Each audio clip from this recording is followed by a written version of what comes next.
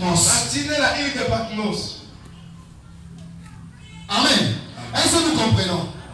Donc quand on arrête quelqu'un, oh c'est un criminel, oh c'est un sorcier, c'est une personne comme ceci, comme cela, on l'envoie à l'île de Patmos, c'en est fini pour lui. Il n'y a plus de retour possible. Ça veut dire que cette personne, dès qu'il est parti, son issue sera seulement la mort. Ça fait c'est seulement la mort. Il ne peut plus avoir une autre solution pour lui. Amen. Et donc Job, après cette expérience-là, les Romains disent non. Il est dangereux. C'est un sorcier. Il ne mérite pas de rester au milieu des gens. Il ne peut pas rester parmi le peuple. Parce qu'il va sorceler tout le monde. Il va sorceler même les soldats. Lui, on doit l'envoyer à Patmos, à l'île de Patmos. Amen. Et on a pris Jean, on l'a envoyé là-bas, à l'île de Patmos. Amen. Écoutez la description de cette île. Il faut pas nous noter le tir. Au paragraphe 74 de la vision de Patmos. Alléluia. Pour voir la gravité de la situation de Jean. Comment? Si Dieu n'était pas entré en scène, sans Dieu, Jean était un homme mort. On l'avait exposé à la mort. Comment nous entendre le dire? Dans quel état était donc cette île? Amen. Dans quel état était l'île de Patmos? Où était-elle? Et dans quel état? Très bien. Elle est connue dans l'histoire comme une île rocheuse.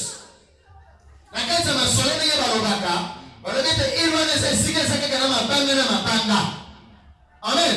Il n'y a pas de terre. C'est une île rocheuse. Amen. Plein de serpents. Seulement les serpents? Non. Des scorpions. Seulement les scorpions? Non. Des lézards. Amen. Et toute autre chose. Des conditions extrêmes. Une personne normale ne peut pas vivre juste sur le rocher. Vrai ou faux?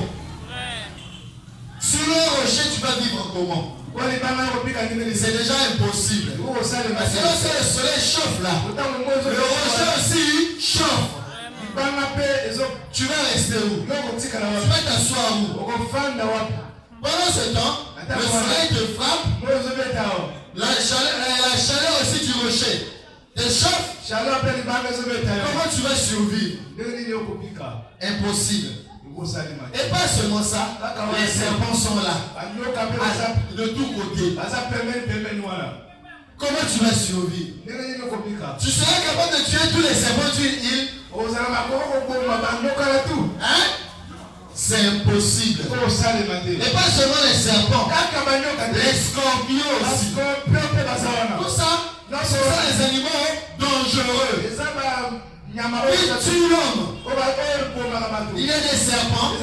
Lorsqu'ils te piquent 5 minutes, tu es parti.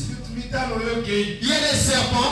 Lorsqu'ils te piquent 10-15 minutes, tu es parti. Il y en a d'autres 30 minutes, tu es parti.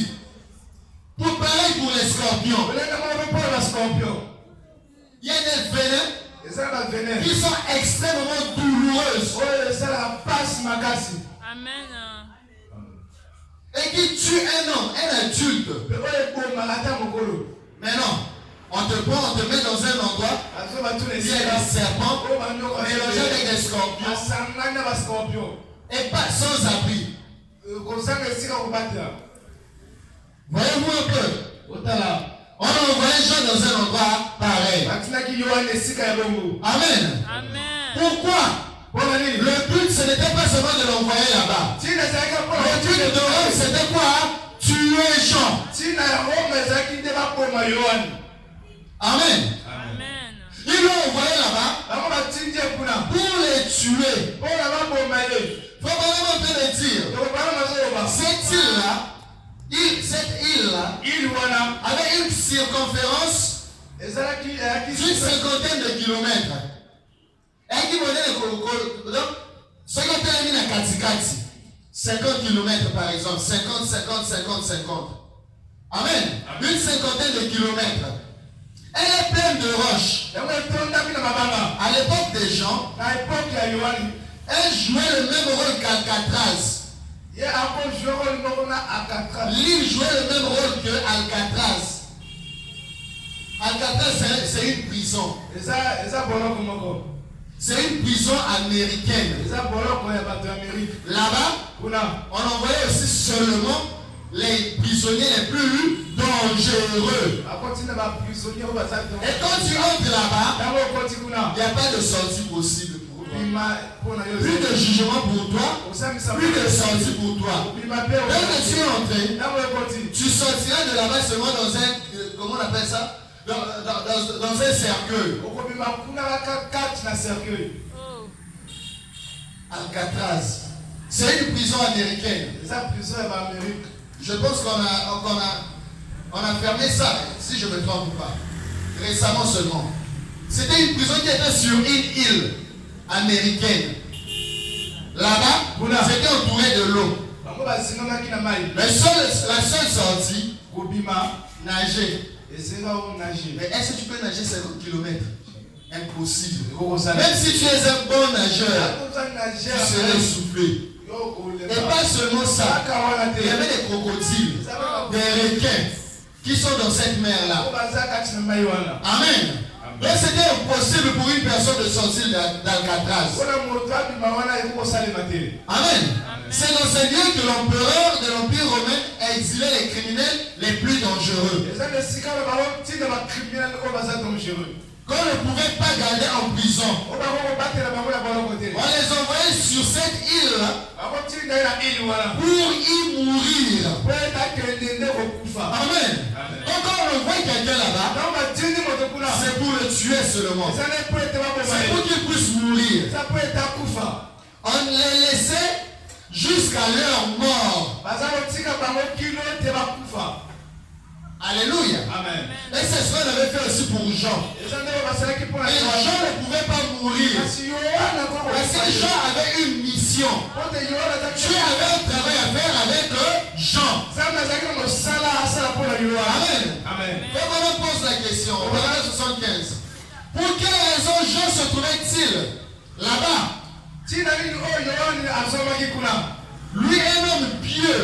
Un homme juste, un homme de bonne réputation, de bon caractère, sans histoire négative bien sûr. Pourquoi cet homme se trouvait-il là-bas? La Bible dit, c'est à cause de la parole de Dieu et du témoignage de Jésus-Christ. Amen. Amen. À cause de la parole de Dieu et du témoignage de Jésus-Christ. Frère, sœur, ne pensons jamais. Lorsque nous servons Dieu, nous vivons la parole de Dieu, nous obéissons la parole de Dieu, tout le monde va nous acclamer. Non. Oublions ça. Enlevons cette pensée dans nos têtes. La Bible dit même, ceux qui vivront pieusement en Jésus-Christ seront persécutés. Jean n'avait pas un mauvais témoignage. Ce n'est pas parce qu'il avait volé quelque chose qu'on l'avait envoyé là-bas. Ce n'est pas parce qu'il avait tué quelqu'un qu'on l'a envoyé là-bas. Mais seulement parce qu'il parlait de la parole de Dieu. Il servait Dieu. Il prêchait la parole et il témoignait Jésus-Christ. Vraiment. Amen. Amen. Il a été envoyé là-bas à cause de la parole de Dieu et du du témoignage de Jésus-Christ. Si Jean ne prêchait pas la parole de Dieu, on n'allait pas l'envoyer là-bas. Si Jean ne témoignait pas Jésus-Christ, on n'allait pas l'envoyer là-bas. Mais il a été envoyé à cause de son témoignage. Et parce qu'il prêchait la parole de Dieu. Sans cela, ça n'allait pas arriver. Mais Frère Branham dit, pourquoi Dieu avait permis cela? Dieu a permis cela pour aller rencontrer Jean et révéler les choses qui devaient être transmises à l'église. Amen. Être transmis aux églises. Lisons cela. Paragraphe 68. Amen. Je suis toujours dans la brochure La vision de Patmos. Paragraphe 68. Amen. C'était important. Que c'était important que Jean puisse aller là-bas. Parce qu'il devait nous livrer quelque chose. Un secret. Dieu devait lui donner un message qui devait être transmis aux églises. Quelles églises? Pas toutes les églises. Mais une église dans chaque âge. Amen. Une église dans chaque âge. Quelle est cette église? La vraie et véritable église de Jésus-Christ. Pas toutes les églises. À l'âge d'Éphèse, ce que Jean avait vu là, il devait transmettre cela seulement à une seule église. Amen. L'église de Jésus-Christ. Pas l'église romaine. Maintenant, quiconque, j'avais dit le paragraphe combien? 68. Excusez-moi, je suis à 70. Paragraphe 68. Bon. Commençons au paragraphe 67 pour que cela puisse avoir son sens exact. Amen. Maintenant, la première chose au sujet du livre de l'Apocalypse, nous avons dit l'histoire de Jean où? Dans l'Apocalypse. D'accord? Apocalypse chapitre 1. Au début du livre de l'Apocalypse. Alors la chose au sujet de ce livre, c'est qu'il énonce dès le départ c'est qu'il s'agit de la révélation de Jésus-Christ.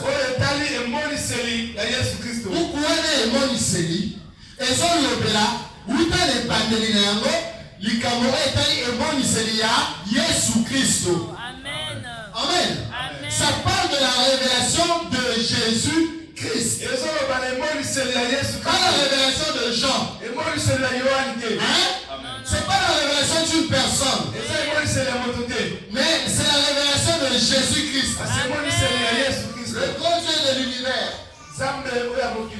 Le grand esprit éternel. Qu'il s'agit dès le départ de la révélation de Jésus-Christ. De qui il est. Qui est Jésus-Christ? Eh bien, Jésus-Christ, il est le Dieu tout-puissant. C'est pas ce que nous avons lu dans la révélation de Jésus-Christ? Exactement ça. Il est le Dieu tout-puissant. Nous savons cela. Quand on pose la question, combien croient que Jésus-Christ est le Dieu tout-puissant? Amen. L'assemblée dit Amen. Il est le Dieu tout-puissant. Et il a un seul nom. Hein? Dans la révélation de Jésus-Christ, il nous a été dit qu'il a beaucoup de titres. titres. Il a beaucoup d'attributs. Un seul nom. D'accord? Ça revient encore. Il a un seul nom. Son nom est le seul nom donné sous le ciel par lequel nous les hommes nous devons être sauvés. Et quel est ce nom? Jésus-Christ. Amen. Amen. Voyez, le nom de Dieu, c'est le Seigneur Jésus-Christ. N'est-ce pas? Voyez. Continuons, on va sauter un peu. Maintenant, alors que nous étudierons ceci, au cours de cette semaine, considérez l'histoire de la Bible. Et voyez comment elle est. Comment elles font ressortir ces choses. La première des choses, c'était quoi? La révélation de Jésus-Christ. Savoir qui est Jésus-Christ. Est-ce que nous le savons? Est-ce que nous savons qui est Jésus-Christ? Qui est-il? Le Dieu Tout-Puissant. D'accord? La chose suivante, c'est que cela a été donné à Jean. Cette révélation a été donnée à qui? À Jean. Mais ce n'est pas sa révélation. Ça lui a été donné par Christ. D'accord? C'est Christ qui a donné la révélation à Jean. Comment? Au moyen d'un ange. Amen. Au début, là, nous avons lu. Au chapitre 1, verset 2. Jean veut le dire. La révélation de Jésus-Christ. Et Dieu lui a envoyé son ange pour révéler cela et attester cela. Amen. Et là, on va maintenant continuer. La révélation de Jésus-Christ qui a été donnée à Jean au moyen d'un ange. Pourquoi cette révélation a été donnée à Jean? Et quelle est cette révélation? La révélation qui a été donnée à Jean, c'était de faire savoir, de faire connaître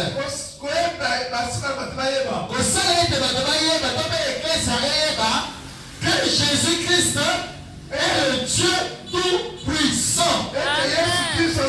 C'est ça la révélation de Jésus-Christ. Et c'est ça ce que Jean devait transmettre à ses églises. À ses églises. Mama Sambo na Yesu. Parce que les églises, on parle des églises là, sept églises de 7 âges de l'église. Donc une église dans chaque âge. Alléluia. Une église dans chaque âge, ça fera 7 églises. Et ces églises-là n'appartiennent pas à Jean. Ça appartient à Jésus-Christ. Et c'est à ces églises-là qui devaient être transmises la révélation et la connaissance et la révélation. Que Jésus-Christ est le véritable Dieu. Que c'est lui le Dieu Tout-Puissant. Amen. Pour qu'il révèle cela à ses églises. Et cette étoile qui était dans sa main, c'était les 7 messagers des 7 églises. Jean a vu les chandeliers, les 7 chandeliers d'or. Et au milieu de ces chandeliers, il y avait un homme qui ressemblait à un fils de l'homme. C'est ce que nous avons lu. Et cet homme-là, son visage brillait comme le soleil.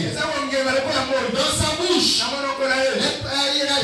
les paroles qui sortaient de sa bouche, c'était comme une épée à 2 tranchants. Amen. C'est c'était comme une épée à deux tranchants. Et cet homme avait une ceinture d'or sur sa poitrine. Dans sa main droite, il y avait les 7 étoiles. Et ces 7 étoiles-là, les 7 chandeliers d'or, représentent les 7 églises des 7 âges. Cet homme-là, qui marchait au milieu des 7 chandeliers, c'était le Seigneur Jésus-Christ. Les 7 étoiles dans sa main, ce sont les 7 messagers des 7 âges de l'église. Un messager dans un âge, pour une église, avec un message. Amen. Est-ce que c'est clair? Alléluia. Amen, amen. Continuons la lecture. Ces 7 messagers, ces 7 étoiles qui étaient dans sa main, c'était les 7 messagers des 7 églises. Il y a 7 églises. Une église, un messager, un âge. Et quelques manquent, Éphèse. D'accord? Amen. Son messager, Paul, une étoile. D'accord? Oui, monsieur. Deuxième église, c'est le deuxième âge. Avec son messager, Irénée, deuxième étoile. Au fur et à mesure, jusqu'à l'âge de la Odyssée, il y a un âge avec une église et un messager, une étoile. L'âge de la Odyssée. L'âge de la Odyssée, c'est le dernier âge. L'église de l'âge de la Odyssée, c'est la dernière église. Amen.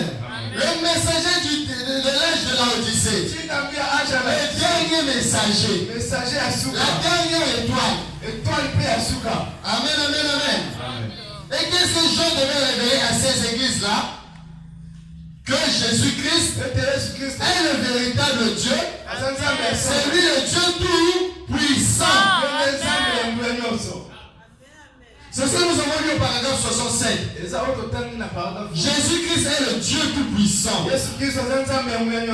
Amen. Et c'est lui, Jésus-Christ, qui marche au milieu des 7 chandeliers. Amen. C'est lui, Jésus-Christ, qui tient entre ses mains les 7 étoiles. Amen. Les 7 messagers. C'est lui qui les envoie. Un à un jusqu'à la fin. Celui qui avait envoyé Paul, c'était le Seigneur Jésus-Christ. Pour l'âge de l'Éphèse et l'église d'Éphèse. Celui qui a envoyé Irénée, c'était le Seigneur Jésus-Christ. Pour l'âge de Smyrne, l'église de Smyrne, celui qui a envoyé Martin, pour l'âge de Sade, Pergame plutôt, Pergame, l'église de Pergame. Donc une étoile pour une église dans un âge. Amen. Et toutes ces étoiles-là appartiennent au Seigneur Jésus-Christ.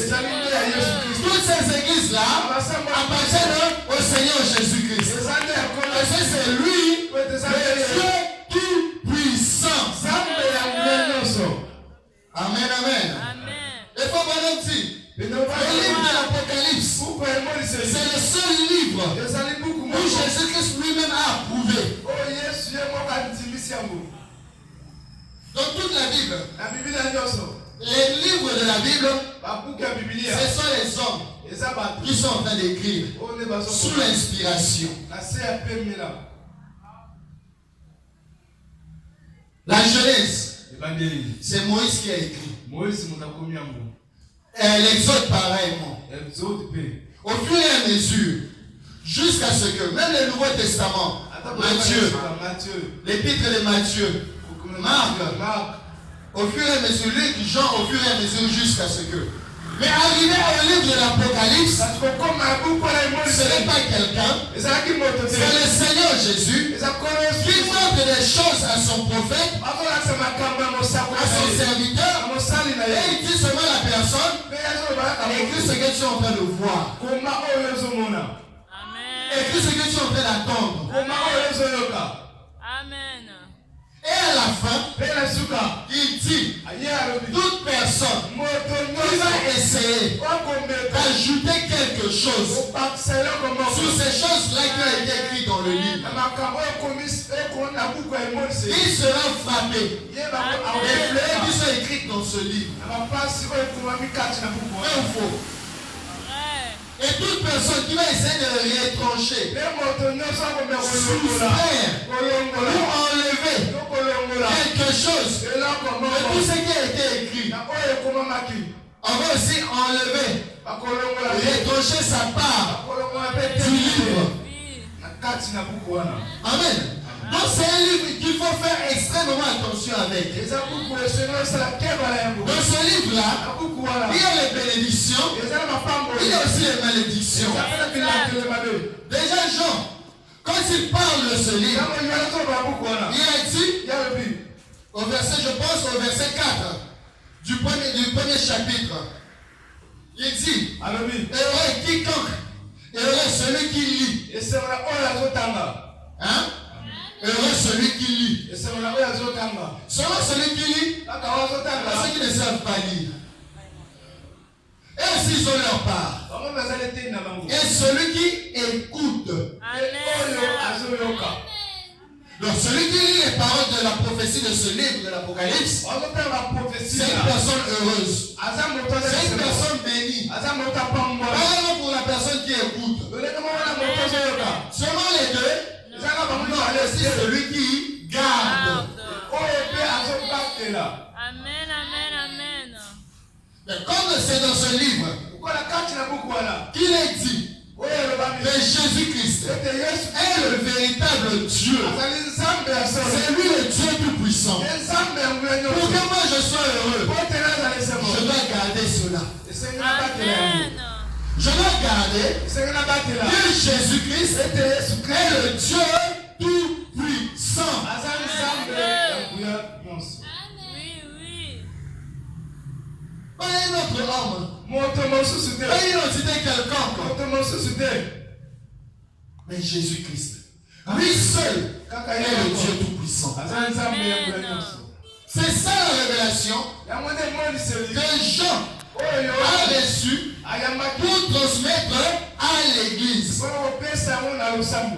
Amen. C'est ça la révélation de Jésus-Christ. Jésus-Christ voulait révéler à son église que c'est lui le véritable Dieu. C'est lui le Dieu tout-puissant. En dehors de lui, il n'y a pas un autre. En dehors de lui, personne d'autre. Un seul nom. Le Seigneur Jésus-Christ. Amen, amen. Un seul nom.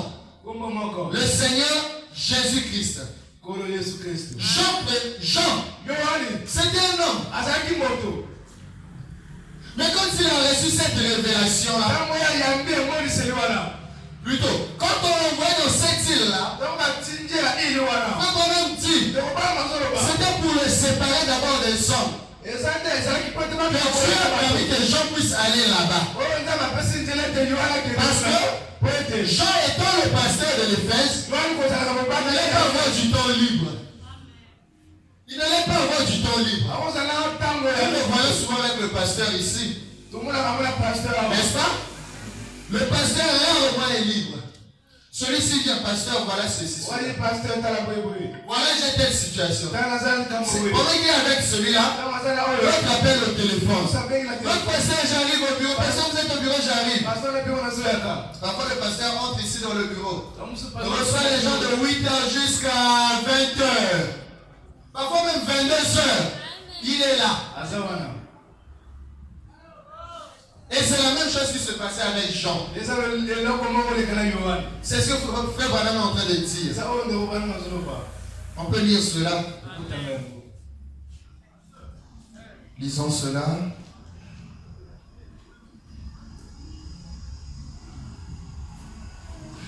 Paragraphe 82. Jean était un prophète. Ça, nous le savons. Ainsi, puisqu'il posait toutes ces questions, puisque les gens posaient toutes les questions, Dieu a fait en sorte que les gens lui posaient les questions. Amen. Et donc Dieu a fait en sorte que l'Empire romain le prenne et l'envoie là-bas, dans cette île. Amen. Il a dit, viens, je vais te montrer quelque chose qui va arriver. Ça, c'est Dieu qui parlait à Jean. Amen. Il ne restait plus que Jean pour écrire cela. Amen. Donc ils l'ont envoyé dans l'île de Patmos. Ils l'ont laissé là-bas de 95 à 96 après Jésus-Christ. Pas 1900, mais seulement 95 à 96. Oui, il a écrit cela. Et il a dit, moi, votre frère, qui est part à la tribulation et tout. Non, c'est pas vraiment ce que je voulais lire. Excusez-moi.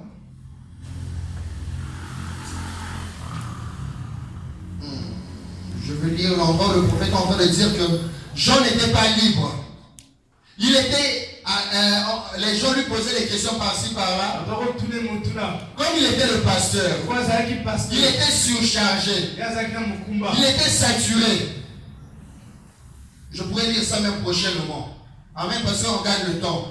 Il était saturé, surchargé par les besoins, les demandes, les difficultés des brebis de l'Éphèse. Parce qu'un pasteur, il porte les fardeaux des brebis. Tout ce qui dérange aux brebis, ça devient un poids pour le pasteur. Amen. Ça devient une charge que lui porte. Mon problème à moi, c'est une charge pour mon pasteur. Pendant qu'il a ma charge à moi, ton problème à toi aussi, c'est sa charge. C'est lui le peu de l'attelage. Il y a des moments de Makanikumba Nyoso. Amen. Alors Jean, avec tout ça, il était tiré. Or, pour que Dieu puisse se révéler à une personne, il faudrait que cette personne-là puisse rester seule avec lui. C'est ce que Branham a dit. Je vais lire ça le vendredi. Je n'avais pas fait attention pour prendre la note, pour relever cela. Je n'ai pas aussi retenu le paragraphe en tête. Mais j'ai lu ça. Le vendredi, on va lire ça ensemble. Donc, Dieu a permis que l'Empire romain puisse prendre Jean et l'envoyer à l'île de Patmos pour que Jean puisse rester seul, mais avec Dieu. Seul. Sans la présence des gens, sans la présence de l'église, sans la présence des brebis, sans la présence de qui que ce soit, mais rester seul dans la présence de Dieu. Et Frère Branham est en train de dire, si un homme, lorsqu'une personne quitte tout ce qui est du monde, abandonne les distractions du monde, et entre seul, entre en contact avec Dieu. Lorsque quelqu'un est seul avec Dieu, c'est là que Dieu lui révèle les choses. C'est là que Dieu se révèle à cette personne-là. Donc Jean, il fallait qu'il puisse rester seul. Pourquoi Jean a été envoyé à l'île de Patmos, c'est pour rester seul avec Dieu. Et c'est alors que Dieu pouvait se révéler à lui, pour lui donner la révélation de qui est Jésus-Christ. Amen. Qu'est-ce que nous pouvons comprendre par là? Être avec les frères, c'est bon. La communion, c'est bon. Mais il est mieux d'être en communion avec le Seigneur. Quand quelqu'un reste seul avec Dieu, qu'on le veuille ou pas, Dieu va se révéler à cette personne. Qu'on le veuille ou pas, Dieu va travailler avec cette personne. Qu'on le veuille ou pas, Dieu va se manifester à cette personne-là. Jean, à l'île de Patmos, c'est un type. C'est un type du croyant qui doit rester seul avec son Dieu. Et quand tu es seul avec Dieu, il n'y a rien qui pourrait t'arriver. Jean était entouré de serpents. Jean était entouré de scorpions. Jean était dans une île rocheuse. Mais comme Dieu était avec lui, rien du mal ne lui est arrivé. Moi aussi. Si nous restons seuls avec Dieu, malgré tous les dangers qui nous guettent par-ci par-là, malgré les sorciers qui sont par-ci par-là, malgré la magie qui est par-ci par-là, malgré le monde occulte qui est par-ci par-là, malgré qu'on peut jeter des sorts par-ci par-là, malgré qu'on peut jeter des maladies par-ci par-là, si je suis avec Dieu, alléluia. Si je suis avec Dieu, toutes ces choses-là ne pourront pas m'atteindre. La sorcellerie ne pourra pas me nuire. La magie ne pourra pas me nuire. Rien ne pourra me nuire. Alléluia. Parce que celui qui est avec moi, celui qui est en moi, est plus grand que celui qui est dans ce monde. Jean a été protégé. Jean a été mis en sécurité. Jean a été épargné de tous les dangers parce qu'il n'était pas seul. Il était avec. Il était accompagné du grand esprit éternel. Amen. Il était accompagné du Tout-Puissant. Le Tout-Puissant qui était en Jean. Lorsque Jean est arrivé devant les dangers, devant un endroit dangereux, je peux imaginer. Frère Brennan est en train de dire, là-bas Rome envoyait, j'ai vu ça même dans Google. Là-bas Rome envoyait seulement les personnes les plus dangereuses. Certainement. Et Jean là, s'il est parti là-bas, peut-être qu'il a trouvé d'autres personnes là-bas. Mais quel genre de personnes? Peut-être que c'était des tueurs. Peut-être que c'était des assassins. Peut-être que c'était des koulouna. Des gens qui font mal aux autres. Jean s'est retrouvé au milieu d'eux. Mais toutes ces personnes-là ne peuvent plus toucher à un seul chevet de Jean. Amen. Ils n'ont pas pu lui faire du mal. Parce que le Dieu Tout-Puissant était avec Jean. Frère, sœur, cherchons Dieu. Cherchons Dieu. Les discussions que nous avons avec les gens. Les causeries que nous avons avec les gens. C'est bien. Mais ça ne nous aide pas. Ça ne nous sécurise pas. Et avec Dieu, la sécurité est assurée. Avec Dieu, la protection est assurée. avec Dieu, tout est assuré. Je me pose la question. Jean mangeait comment là-bas? Et il mangeait par quel moyen? Je pense que Jéhovah Jireh pourvoyait. Alléluia. Alléluia. Parce que c'est son attribut. Jéhovah Jireh, celui qui pourvoit à nos besoins. L'année 95, Jean a passé cela à Patmos. L'année 96, pareillement. 2 ans sur l'île de Patmos. Il mangeait comment? Il vivait comment?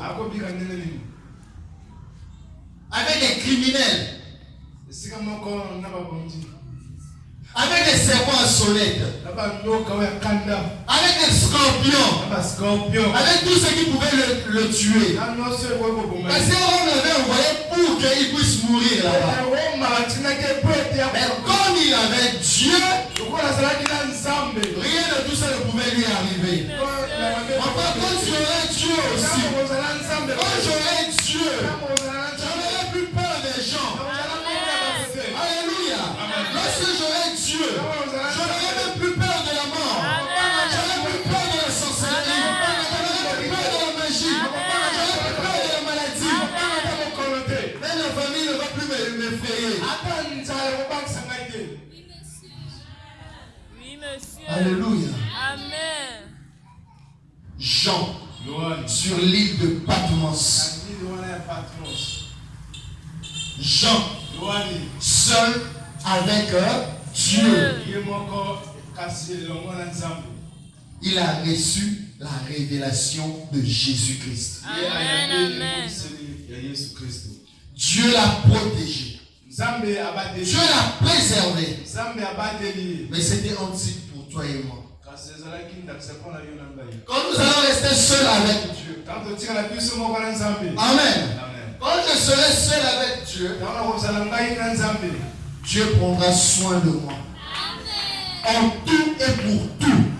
Et même contre tous. Même si tout le monde se lève contre moi, mais personne ne pourra me vaincre. Parce que le Tout-Puissant est avec moi.